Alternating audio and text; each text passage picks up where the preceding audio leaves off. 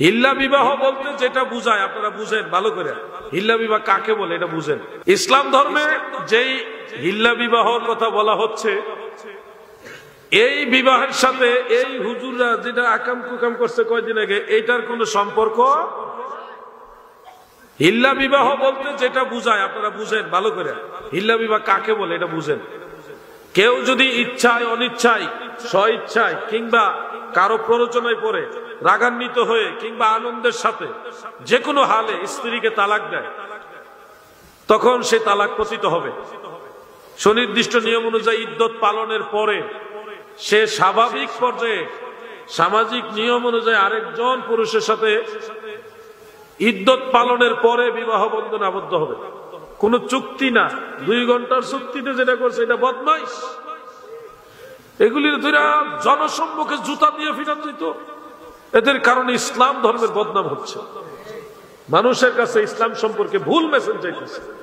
হিল্লা বিবাহ মানে কি, আপনি যদি তালাক দিয়ে দিচ্ছেন, 3 তালাক হয়ে গেছে, এখন আপনি আবার আপনার স্ত্রীকে চাইতেছেন, হবে না।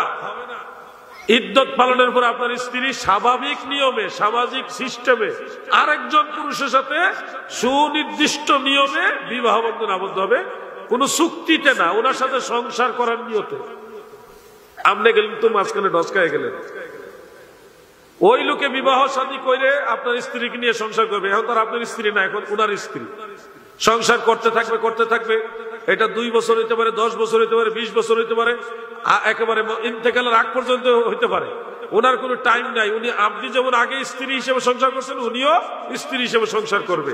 বাই চান্স 4 বছর সংসার করার পরে আবার তাদের মধ্যে ঝগড়া হয়ে তালাক হয়ে গেছে, ইচ্ছা করে না, কোন চুক্তিতে না, স্বাভাবিক। আপনি যেমন সংসার করছেন, উনিও সংসার করার পরে ঝগড়া হয়ে 2-4 বছর পরে, 8-10 বছর পরে আবার তালাক হয়েছে। ইদ্যত পালনের পরে আপনি চাইলে আবার ওনাকে বিয়ে করতে পারেন। এইটারে কয় হিল্লা বিয়া। বুঝছেন না? তালাক দিবেন নি, বুঝা শুনে দিয়েন। কিন্তু এখন হুজুরা টাকা দিলে মাসালা ঘুরাই দেয়। কিয়ামতের আলামত, কিয়ামতের নমুনা জানি কিন্তু কমুনা, সুদখুর ঘুষখুর কারো মাইর খামো না। এখন সুদের ওয়াজ ঘুষের ওয়াজ কমে গেছে, এখন সুদের ওয়াজ কেউ করে না। 2 বছর আগেও যারা সুদের বিরুদ্ধে ওয়াজ করছে, সুদ হারাম, এখন কয় সুদখোর আমার ইমাম। কোথায় গেছে অবস্থা?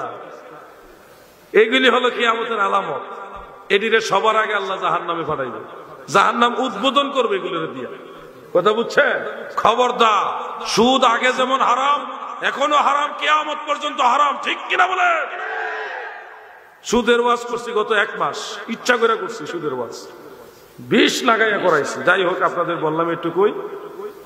হিল্লা বিবাহ বলতে সমাজে যেটা প্রচলিত বিভিন্ন ফিল্মের মধ্যে চলায়, এগুলি আসলে হিল্লা বিবাহ। এগুলি হলো ইসলামকে বিকৃত রূপে উপস্থাপন করা হচ্ছে এবং মানুষের কাছে ভুলভাবে উপস্থাপন করার কারণে মানুষ মুসলমানদের সম্পর্কে ভুল ধারণা নিচ্ছে। হ্যাঁ, আর যেটা চুক্তির মাধ্যমে করে এটা হারাম। শিয়াদের একটা বিয়ে আছে, নেকাহে মুতা, যে এই মুতা বিবাহ কিন্তু ইরানে আছে, অনেক দেশে আছে। এটারে বলা হয়, এক সময় কিছুদিনের জন্য এটা অনুমোদিত ছিল, পরে নবীজি নিষেধ করে দিয়েছেন। মুতা বিবাহ যেটা, এটা হইলো ওই হুজুরে, ভণ্ড হুজুরে করছে, শয়তান। দেখছেন, একটা ওয়াহাবিও মুখ খুলছে না, এত বড় একটা কাম করলো, কোনো ওয়াহাবি মুখ খুলছে না। যদি সুন্নিয়ে করত, উপায় ছিল, বিনা জানাজায় দাফন করে ফেলতো। এজন্য বলছে, এরা সবই এক গোষ্ঠীর লোক। আল্লাহ আমাদেরকে এই ধরনের ফিতনা থেকে হেফাজত করে, বলে না আমিন।